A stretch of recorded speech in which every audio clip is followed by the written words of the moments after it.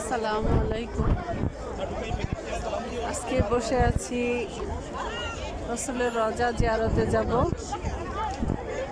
তো কালকে অপেক্ষা করেছিলাম, যেতে পারিনি কারণ ঈদ গেল, 2 দিন হয়ে গেল। এখন 21 নম্বর গেট থেকে যেতে পারতেছি না। তারপর আজকে দেখলাম, কালকে যেতে দেয়নি, আজকে সিরিয়াল আসছে। আলহামদুলিল্লাহ আলহামদুলিল্লাহ বসে আছি। শুনলাম 10:30টার দিকে দিবে, এখন 10টা বেজে আসছে। যদি আল্লাহ চায় আমি 333 গেটে বসে আছি। আলহামদুলিল্লাহ আলহামদুলিল্লাহ আলহামদুলিল্লাহ, আল্লাহ যদি হুকুম করে আবার জিয়ারতে একটু যাব।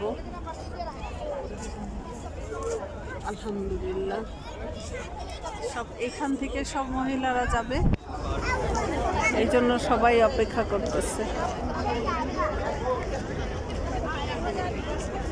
সে মানুষের এতই মানুষ, এরা ছুটবে, এমন জোরে ধাক্কা দিয়ে দৌড় দিবে, মানে মানুষের সবাই অপেক্ষা করতেছে, যার জন্য ছুটোছুটি করে যাবে সবাই। গেট খুলে দিলেই সবাই চলে যাবে। সিরিয়ালের শেষ নাই। আমি একটা কুর্সি নিয়ে বসে আছি, কিন্তু এত সময় দাঁড়ানো সম্ভব না। আলহামদুলিল্লাহ আলহামদুলিল্লাহ, আল্লাহ কবুল করুন। সবার জন্য সবার দোয়া করা উচিত, সবার জন্য আমার দোয়া রইল। আপনারা সবাই দোয়া করবেন আমার জন্য, আল্লাহ যেন ভালো রাখে, আল্লাহ যেন সুস্থ রাখে, আমি যেন সহি সালামতে আল্লাহ আমাকে আবার বাংলাদেশে নিয়ে যায়।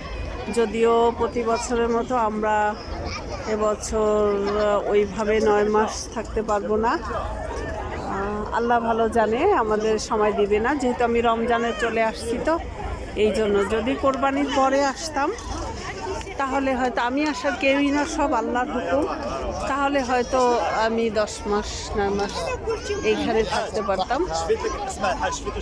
তো জানি না আল্লাহ কবে রিজিক লিখে দেবে, আবার যেতে হবে। তো সবার কাছে দোয়া চাই।